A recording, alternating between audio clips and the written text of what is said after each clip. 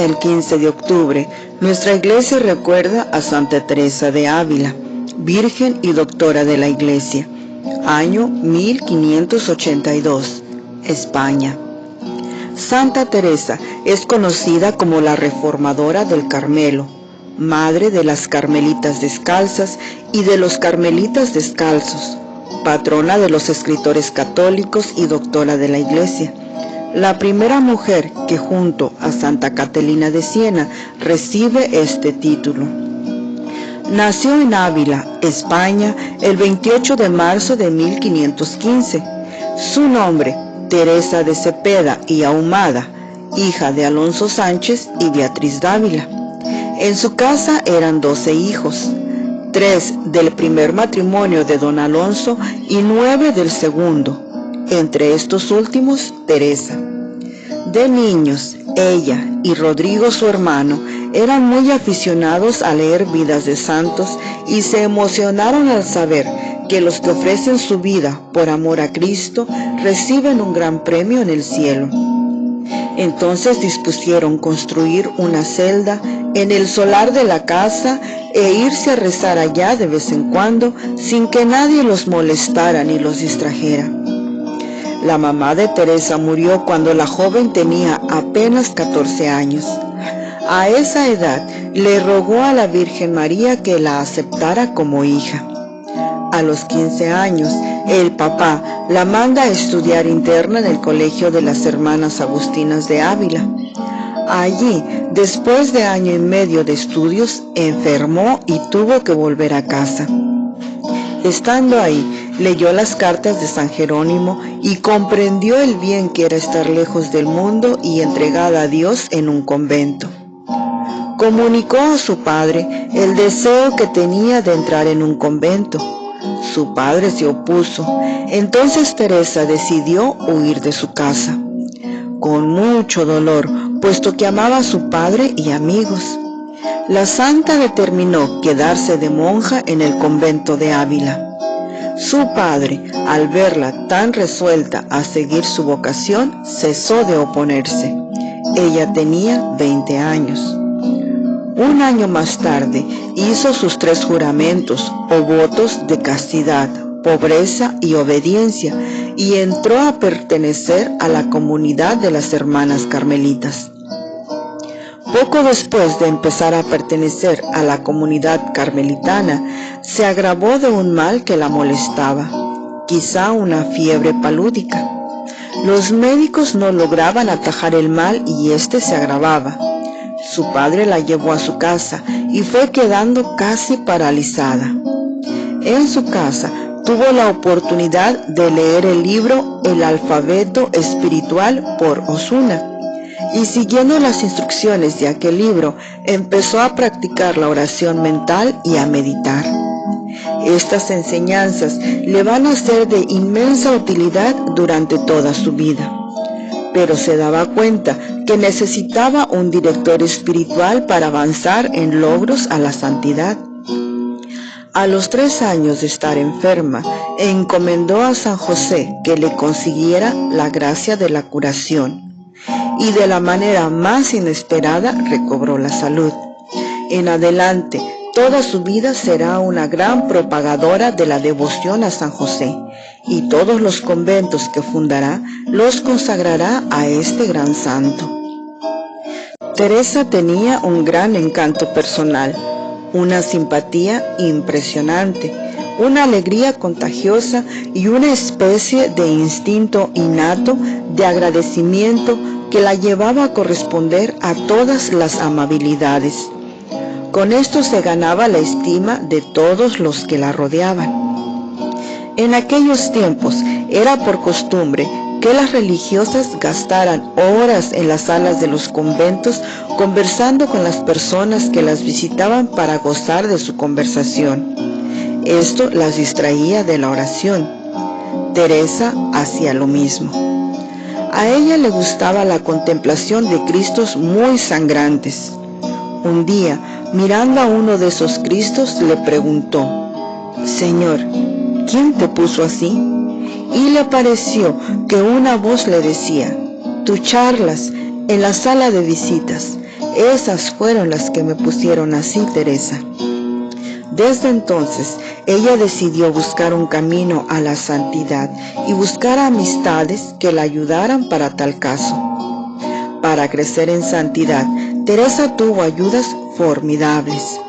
Su gran inclinación a escuchar sermones, su devoción por personajes celestiales, su devoción por la Santísima Virgen y su fe total en el poder de la intercesión de San José. También rezaba a dos grandes convertidos, San Agustín y María Magdalena. Meditaba cada día en la pasión y muerte de Jesús y en honor de San Agustín leyó su libro Las Confesiones y su lectura le hizo enorme bien. Muchas veces experimentaba sequedades en la oración y un deseo enorme de abandonarla. Estos eran los ataques del demonio. Un padre jesuita le recomendó que para orar con más amor y fervor eligiera como maestro de oración al Espíritu Santo y que rezara cada día el himno Ven Creador Espíritu. Y el Divino Espíritu empezó a concederle visiones celestiales. Al principio se asustó porque había oído hablar de varias mujeres a las cuales el demonio engañó con visiones imaginarias, pero hizo confesión general de toda su vida con un santo sacerdote y le consultó el caso de sus visiones, y éste le dijo que se trataba de gracias de Dios. Nuestro Señor le aconsejó en una de sus visiones: no te dediques tanto a hablar con gente de este mundo, dedícate más bien a comunicarte con el mundo sobrenatural. En algunos de sus éxtasis se elevaba hasta 1 metro por los aires. Cada visión le dejaba un intenso deseo de ir al cielo. Desde entonces dejó de tener miedo a la muerte. Después de una de aquellas visiones, escribió la bella poesía que dice: tan alta vida espero que muero porque no muero. Teresa quería que los favores que Dios le concedía permanecieran en secreto, pero varias personas de las que la rodeaban empezaron a contar todo esto a la gente y las noticias corrían por la ciudad. Unos la creían loca y otros la acusaban de hipócrita, de orgullo y presunción. Un día vio un ángel que venía del tronco de Dios, con una espada de oro que ardía al rojo vivo como una brasa encendida, y clavó esa espada en su corazón. Desde ese momento, decía la santa, sentí en mi alma el más grande amor a Dios. Desde entonces para Teresa ya no hay sino un solo motivo para vivir: demostrar a Dios con obras, palabras, sufrimientos y pensamientos que lo ama con todo su corazón, y obtener que otros lo amen también. Al hacer la autopsia del cadáver de la santa, encontraron en su corazón una cicatriz larga y profunda. En aquella época del 1500, las comunidades religiosas habían decaído en su antiguo fervor. Eran demasiado numerosas, lo cual ayudaba mucho a la relajación. Un día, una sobrina de Teresa le dijo: lo mejor sería fundar una comunidad en que cada casa tuviera pocas hermanas. Santa Teresa consideró esta idea como venida del cielo y se propuso fundar un nuevo convento con pocas hermanas pero bien fervorosas. Ella llevaba ya 25 años en el convento. Una viuda rica le ofreció una pequeña casa para ello. San Pedro de Alcántara, San Luis Beltrán y el obispo de la ciudad apoyaron la idea. El provincial de los carmelitas concedió el permiso.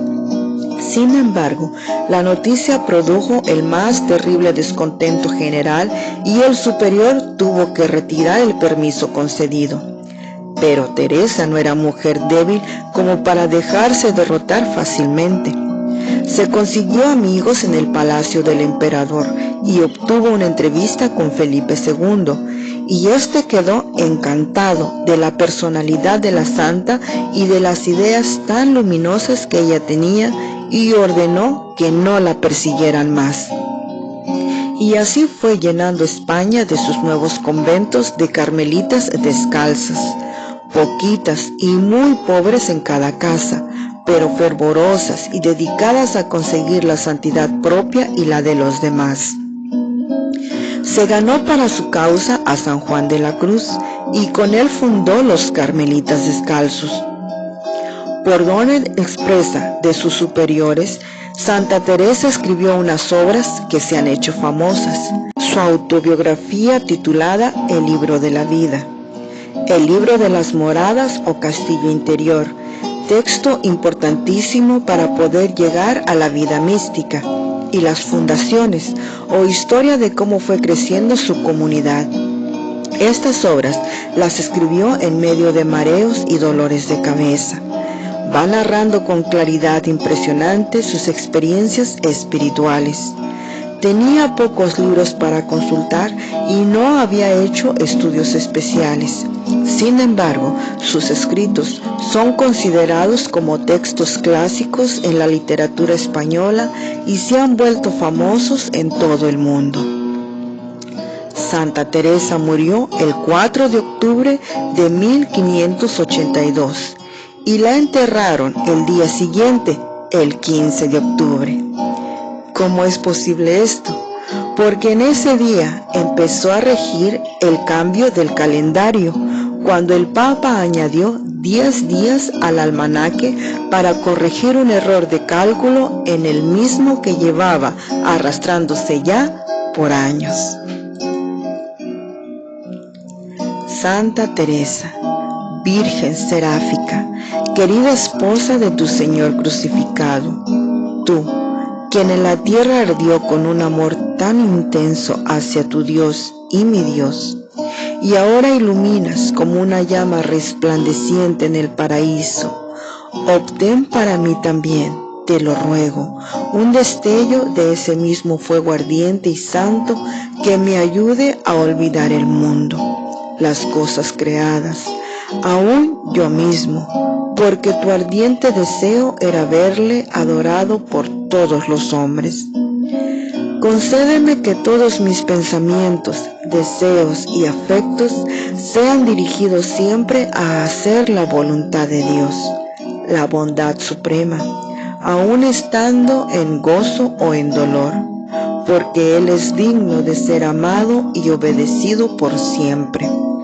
Obtén para mí esta gracia, tú que eres tan poderosa con Dios, que yo me llene de fuego como tú, con el santo amor de Dios. Por Jesucristo nuestro Señor. Santa Teresa de Ávila, ruega por nosotros. Amén.